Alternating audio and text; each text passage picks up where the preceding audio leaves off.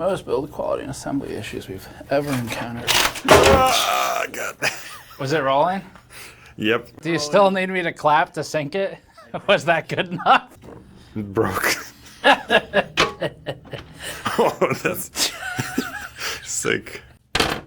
That's okay. That's our cold open. That wasn't planned. Okay. All right. We're not gonna. Okay. This case has the most build quality and assembly issues that we've ever had out of the box on a PC case, maybe except for the H500P. All right, today we are looking at the Cooler Master, and the cold open that we had for this video was not planned. All I did was try to pick it up, and you saw what happened. So we've taken out the part that might damage my table, and now we're gonna proceed with the review of the Tryx LUCA L70, which you probably shouldn't buy. So other than the new problems that you saw literally right before we were setting up to film this video, there were other problems. There were gouges in the aluminum feet, a corner that was severely bent out of the box, deformed fan rails, and all of that is in addition to major design issues. When the side vent is closed, the drive cage points SSD cables the wrong direction. The front I/O cables are too short. There are captive screws and components that require those screws to be removed. There are thumb screws through two steel panels so close together that removing the screw causes it to catch threads and wedge the panels apart. The top panel, which sagged down, misaligning the snaps for the side and the front panels. These snaps were already loose, but knocked out of alignment, they can barely hold the panels on. And the bottom fans are surrounded by an aluminum wall. And other more minor issues, like the entire motherboard tray and rear panel assembly being bent. Bottom support for the hinged door was bent down. Actually, we had to fix it to even work on the case.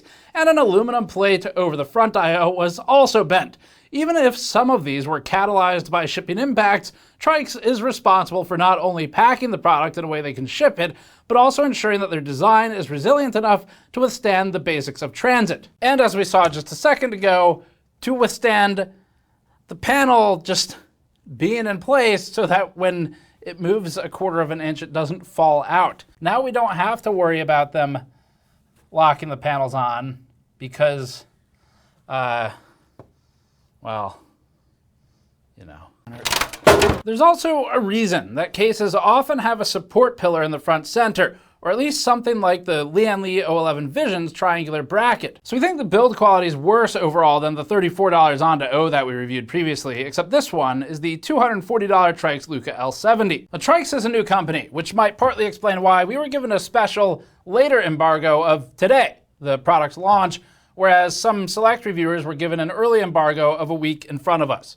This is something we weren't made aware of until they posted. It doesn't affect our bottom line because you all come to us for case reviews, which we greatly appreciate, but it does reflect on what appear to be teething pains for a new company. Some of these same growing pains are seen throughout the case design, and today we're reviewing the LUCA L70 case from Tryx, a company which has major funding behind it despite being new. And our hope is that the company can learn from this review and make some changes to improve itself for future product launches. Before that, this video is brought to you by Thermal Grizzly's Aeronaut and Hydronaut thermal pastes. Aeronaut is Thermal Grizzly's entry-level thermal solution, marketed as resistant to curing and for long-term endurance. Hydronaut is Thermal Grizzly's next step up, targeted for overclocking and higher performance applications.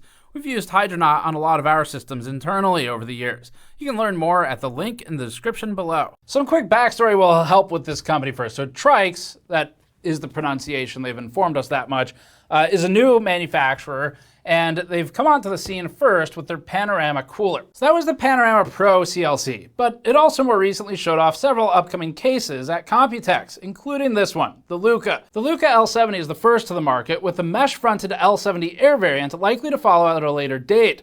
Tryx is a vaguely cosmic-y themed company. LUCA stands for Last Universal Common Ancestor. As for the other cases that have been revealed so far, Otavia is the name that could be the oldest known animal fossil, fitting for a case with the front panel essentially made out of future dust. Despite being new, Tryx isn't inexperienced by its founding members. It has people from ASUS, Cooler Master, and Asetek working on the brand. Asetek you might know now as the forlorn water cooling company that has been largely replaced in the DIY market. Asetek has put some serious marketing effort behind Tryx, which is its premier partner for the new generation of pump in its Panorama cooler. Tryx also hosted an expensive influencer event for its launch in China, where it featured space-themed set dressing and hosted influencers from Bilibili. So the company has some major money behind it. It's not just some small, fresh startup with no experience. In fact, Tryx's co-founder is the former Cooler Master Case Business Unit General Manager.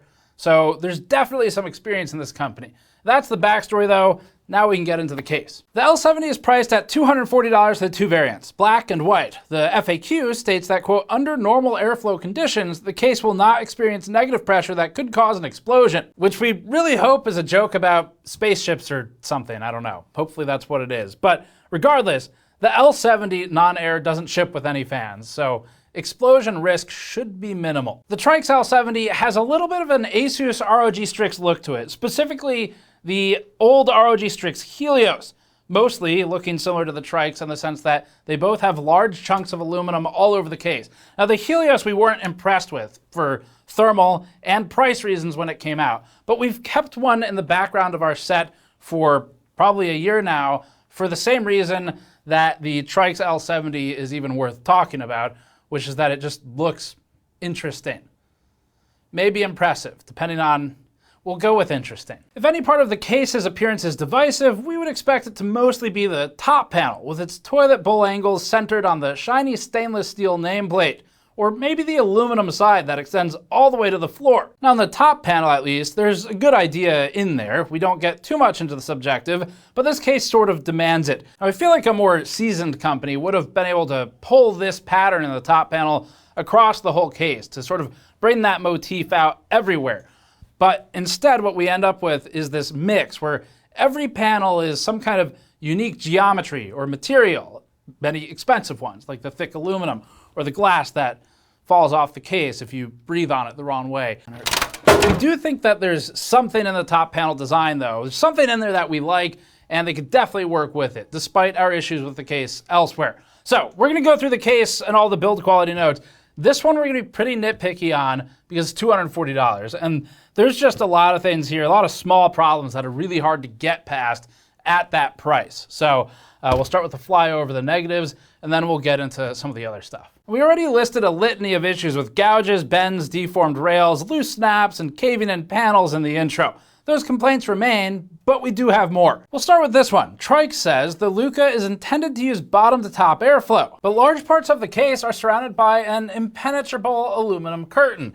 And then the fan bracket in the bottom sits on top of a redundant fan bracket where we've got the same holes for mounting fans in two locations stacked on top of each other, which is then sitting on top of a mesh panel design, which is sitting on top of a traditional dust filter. So this case could do with a little bit of the Asetek C8 treatment to just let those fans actually breathe if they want it to be bottom to top properly.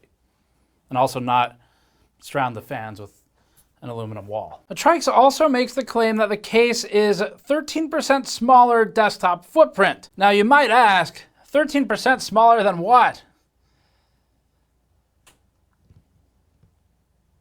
After asking, we learned that this is apparently in relation to dual chamber cases. So the next natural inclination might be, which one? It's made up, nobody knows. Regardless of how many percentage points smaller than something imaginary the L70 is, it's still large. With our test system installed, the whole PC weighs almost 24 kilograms, but the weight is only really a problem because it causes flexing when picking up the case, especially with the lack of support between the two glass panels. We complain sometimes about completely toolless glass panels, but this is the first case in a long time where it's actually felt like the panel might fall off, and it did. It made it through the whole review, but it finally did. We repeatedly had problems with the I/O cables not being long enough as routed out of the box, which is worsened by needing to route the cables around the hinged magnetic SSD mounting bracket. The small plate that extends the motherboard tray also made things worse. We installed it because that's what the manual shows, but at the bottom of the motherboard, it partially blocks cutouts that are needed for I/O and fans. And at the top, it partially blocks cutouts that are needed for CPU power on non-back connect motherboards. Parts of this seem like it was either never built in or not thought through. There are multiple locations in the case where captive thumb screws are used inappropriately. On the motherboard tray, they're used to fasten two sheets of steel that are nearly flush, so the threads wedge the two pieces together as the screw is removed. Another is used to fasten the power supply cage in place, but it has to be completely removed in order to move the cage despite being captive in theory. Both the motherboard tray and the power supply cage use tiny flush head screws in addition to the thumb screws, so you have to use a screwdriver no matter what. There are 9 2.5-inch drive mounts in the L70, 3 on the SSD mounting bracket and 6 on the SSD or HDD mounting bracket, which can alternatively mount 2 3.5-inch hard drives. That's it. Cable covers are unnecessary, but doubly so when you can't even see through the side panel. They chop up the huge 63mm deep cable management space for no reason, requiring routing around them. And mounting drives to the covers requires leaving cable slack so that they can hinge open. The SSD bracket can either open or close the side vent. In the closed position, the cables point the wrong way, and in the open position, cables can't fit past the other bracket. None of this was designed well, in our opinions. If you do get a drive in there, you won't be able to access the cable retention clip. The other SSD or hard drive bracket has raised areas that conflict with some of the 2.5-inch mounts, and depending on the case configuration, the slots at the back may strain your cables to their limits. We'll skim through the rest of our list quickly. The rubber cable grommets are easy to accidentally pop out and harder to get back in. There are no fan screws included at all. The tolerances between the frame that screws into the power supply and the power supply cage are annoyingly tight, and we have to fight to get it installed every time. The listed maximum power supply clearance is 190mm, but that would bend the cables at a very sharp angle, and any power supply longer than 150mm will begin to block the cable cutout at the top of the cage. The product page notes that the case supports ATX and MATX BTF motherboards, but only with the PSU top configuration. And finally, the power button just sucks. Ew. Let's talk about the positives now. And now we'll get into the neutral aspects. When we got our first look at the L70 back at Computex, we reported that there might be some engraving service offered for the nameplate, but that's not an option now. Instead, Tryx said that there's intentionally space left under the existing engraving so that customers can add their own. And the handle has some height style filler text about, oh, hang on, let me just, discovered and unknown, which is now the third time in a year and a half that I have seen a company misuse this word. That ticks the boxes for both misuse as a noun and as a past participle used as an adjective. There's an N at the end of unknown. Intel did it last time, twice. Into the unconwa. Now the nameplate handle thing is paired with another handle at the back of the case. This is how they intend you to lift it, but the case is already pretty tall, heavy, and unwieldy, so it normally just makes more sense to lift it normally from the bottom.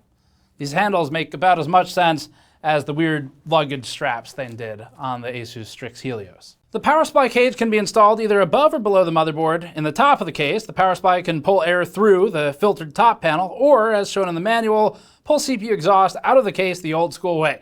As a result, the whole motherboard tray can be removed, which actually is pretty useful. This is probably the best thing in the case because it makes it easier to test and install components outside the case before committing.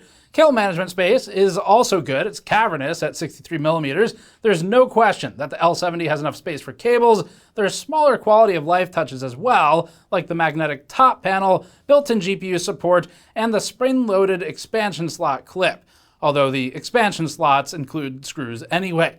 We don't have information yet on the L70 Air, but there are definitely cutouts for fans behind the glass panel in the L70, and both the identical L70 Air and the existing L70 have hinged front panels that make it easy to access the inside of the case for quick adjustments without clearing your desk and taking the side panel off, or using the included kinetic side panel removal system. With the bottom power supply configuration, Tryx claims support for 420mm radiators simultaneously on the top and side mounts. The top radiator and fans would overlap part of the side mount, so tube routing would need to be planned accordingly. But the top mount in particular has a ton of space to work with as long as the power supply is installed in the bottom of the case. Finally, Tryx draws a dotted line on the outside of the cardboard box for a cat door. There's nothing that makes this particular box a better cat toy than any other. We've tested, but it's cute, so Tryx gets a point here. We actually like that. Although Tryx does sell fans and the L70 Air is supposed to include some large fans up front that we actually want to test, they don't include any with the L70 in this configuration. And so our method of dealing with this is to run tests with our standardized fans, and for that we use two 140mm as intake, one 120 as exhaust. For baseline, we ran the case as it shipped with the power supply at the top of the case. We kept the power supply fan side down as depicted in the manual, which means it should help with CPU thermals by pulling exhaust out of the case. The power supply's 0 RPM mode is always turned off during our case thermal tests. For tests with side intake through the aluminum side panel, we kept the hinged SSD mounting bracket open. For tests with bottom intake, we kept it closed. Tryx plans to release a dedicated vertical GPU bracket for the L70 Q4 this year, but it doesn't exist yet, so we haven't tested it. As for competitors, including some we've reviewed but haven't tested in this suite, the Tryx case is most similar to the over-the-top Halo products like ASUS's ROG Helios and Hyperion GR701, Cooler Master's the Berserker half 700 and half 700 Evo, and among cases we have tested recently, the Lian O11D Evo XL has the most overlap and closest price, followed by the Hyte Y70 non-touch. That's because this is competing in the sense of being a big, interesting case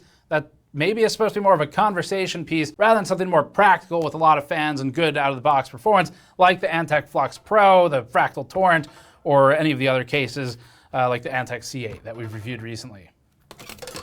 First, it's time for a custom airflow animation to get into the thermals. As you all know, we've been doing these a lot recently for cases with complex airflow dynamics. A ton of you liked the ones we did for the Fractal era too, the Starforge pre-built PC, and the meshless AIO crossflow fan because they help make it easier to understand complicated physics topics and airflow pressure dynamics. Here's our 3D model that we made of the Tryx L70. As you can see, if we mount some fans to the back wall of the case, we'll end up with a side intake setup. It'll help to animate how that air will influence the case, so let's just turn the fans on really quick. Immediately, we can see that... even in 3D. Well, that's unfortunate. Moving on. We chose the side intake configuration as our baseline in order to give the L70 the best possible chance. The two 140mm intake fans were positioned low in the case to get some active airflow under the GPU, and the 120mm fan was positioned as exhaust behind the CPU cooler as usual. The first test is noise-normalized and for CPU thermals, with noise-normalized established at a matched 27 dBA threshold in our hemianechoic chamber. The average CPU temperature across all cores was 50 degrees Celsius above ambient, while the P cores alone were 54 degrees over ambient. That makes it slightly warmer than the Y70, which averaged 49 degrees all-core and 53 for P cores in a similar side intake configuration with the same fans and at the same noise level. Despite being okay, the L70 is in company of some of the lowest performers in our new methodology on this chart so far. The O11D Evo XL under the same conditions was even better, up at 43 degrees all-core, and that's with the same fans at the same noise levels, so it's as like for like as it can be. This is a test that favors traditional front-to-back airflow. The bottom intake C8 is tied with the L70, while the new Flux Pro has a significantly lower all-core average of 41 degrees above ambient. Now we're moving to standardized fans in all tested cases on the chart, all set to 100% fan speed, with the CPU and the GPU fans remaining controlled and fixed as always. This means every case on here has the same fans, which also means some cases, like the Asetek Flux Pro, will be worse than stock, as we're reducing their fan count. The test is still useful for looking at standard airflow patterns in a controlled way, and is one that we run actually specifically because you all in our audience heavily requested it years ago. With the baseline setup, average GPU temperature was 42 degrees Celsius above ambient, with memory junction at 48 and the hotspot at 55. Moving the PSU to the bottom of the case resulted in temperatures about 1 degree lower in each category, whereas keeping the power supply at the top and moving the intake fans to the bottom made temperatures significantly worse, with GPU averaging 47, memory junction 55, and hotspot 62 above ambient. This is a massive increase and suggests that it may be best to really only have or use one option here. The change may seem counterintuitive since the bottom intake slots are directly beneath the GPU, but those slots are far more restricted than the side intake ones, to the extent that one of the fans is basically useless. Removing the central section of the aluminum base helped a little bit here, lowering temperatures by 1 to 2 degrees versus unaltered bottom intake, but the side intake results remain far superior. Using the baseline side intake numbers for comparison against other cases, the L70 actually did fairly well, with the Y70 averaging 41 above ambient for the GPU versus the L70's 42, and the O11D Evo XL averaging 44. In the same standardized fan tests at full case fan speed, the CPU temperature averaged 45 degrees above ambient and 49 on the P cores in the baseline configuration. The bottom power supply config had no significant effect on CPU temperatures. If we didn't already have a dedicated case fan for exhaust, using a power supply to pull hot air up and out would have a more significant impact. Bottom intake was worse for CPU thermals, as it usually is with our test bench, with all core rising to 50 and P cores to 54 above ambient, just because the fans are pretty far away from the actual cooler now. As with the GPU temperatures, removing the central section of the base improved those temperatures by about 1 degree, but still not enough to match the side intake results. The L70 doesn't compare as well on this chart as it did on the GPU one, with the Y70 side intake averaging 43 degrees above ambient, all core, and the O11D Evo XL side intake a step beyond at 41 degrees. It's a relatively large improvement. In our standardized fan test, side intake may work well for GPU thermals, but front intake is better for CPU thermals. For example, on the same chart we've been looking at, the Flux Pro averaged 38 degrees here, and almost all our front intake results are below 40. Back to the noise-normalized tests, and with stock case fans were present, the GPU averaged 43 degrees above ambient. It's better than the O11D Evo XL side intake at 45 degrees, and the Y70 side intake at 48. Memory junction and hotspot followed the same order. The other cases on this chart used their own stock fans if available, which means cases like the Torrent and Flux Pro that ship with serious out-of-the-box cooling gain back an advantage that they lacked in the standardized fan test. Finally, on the CPU, tests with stock fans were present and at full speed. The L70, using standardized for that one, lands far down the chart. It's at about the halfway point when tested with the bottom-mounted power supply and side intake, with 2 of the 3 worst results secured at the very bottom, depending on configuration. Finishing the noise-normalized testing, the average VRM temperature of the L70 was 33 degrees above ambient, and the SPD hub sensor on the DRAM averaged 27 degrees above ambient. That puts the L70 right in the middle of the chart, neither unusually good nor bad, and between the cooler O11D Evo XL side intake and the warmer Y70 side intake. We like it when case manufacturers try something different, and the Tryx L70 is definitely different, and that's fine. But it needs to nail the basics, especially at over $200. That's more important than anything else. So if performance is something you're concerned with, go watch our Asetek Flux Pro review for a look at something that's high performance focused, a little more normal from a case. That's not what this is meant to do. If you like the way it looks, and this goes for any case, as long as it ticks all of the functional boxes, then go for it. That's fine. It doesn't tick the functional boxes. It doesn't really matter what we think about looks as long as you like the cases. This teeters somewhere in the void between weird and cool. And that's just gonna come down to your perception of it. But one thing it definitely is not is plain or normal in any sense of those words. If you find that appealing, then great. It's just that our biggest concern here is the build quality. And on that front, it simply fails. We'd only recommend the L70 if you are dead set on this appearance and you're willing to deal with every inconvenience and problem that we associate with far cheaper cases, like $200 cheaper. If you have your heart set on this because it fits some theme, and if you can put up with the rest, then Tryx is the only place you'll get a case that looks like this. The Y70 and the O11D Evo XL are big and flashy too, but they're way easier to build in, they're much more refined, and they're from tried and true design lineages. We also don't want to discourage companies from trying new things without all the established resources of a company like Fractal Design. With critical reviews like this, we want to provide feedback that's helpful for these companies to try and improve, but our primary objective is to make sure consumers, you all, understand what you're spending your money on. On the company side of things, they have every ounce of feedback and criticism they could possibly use on this case. It's up to them to make use of that and what other people have said about the case. On the positive side, based on our experience working with Tryx throughout this process, it at least seems like the comms are relatively good. So they've got some good people in place. I only know 2 people from Tryx from previously in the industry. The person they have as our contact is pretty clear, and the engineer I know from over there is pretty detail-oriented. But the hard part for a company, a new company especially, is not the individual people who are maybe good at a thing.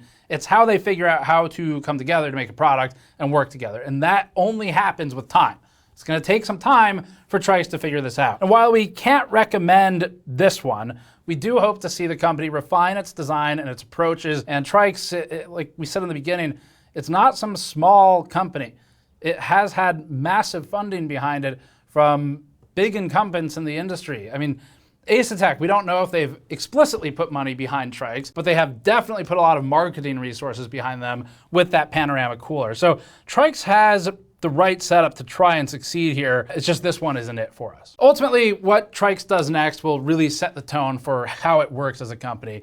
There's two ways to approach a review like this, like a really critical one. Cooler Master and its H500P is probably the last one where we were this critical about specifically build quality. And although Cooler Master kind of kicked and screamed initially, there's a lot of behind the scenes we won't get into, eventually the company did make changes. And the H500P mesh that they made after our H500P review specifically addressed basically every single complaint we had. It was almost like they made a checklist and they ran through it and corrected everything. And from that point on, we recommended the H500P mesh every chance we got in its price category for at least a year. And then when that one was phased out and they made the next case, the H500M and the blank H500, we recommended those as well. So that was an awesome turnaround from Cooler Master. It's gonna be a question of if Tryx can do the same thing as them, and that remains to be seen. So that's it for this review. Thanks for watching. Definitely disappointed with the build quality. We were expecting a lot more. But we'll have to see what they do next. So subscribe for more. Go to store.gamersnexus.net to help fund our independent testing and reviews, or patreon.com/gamersnexus to throw a few bucks our way every month. And we'll see you all next time.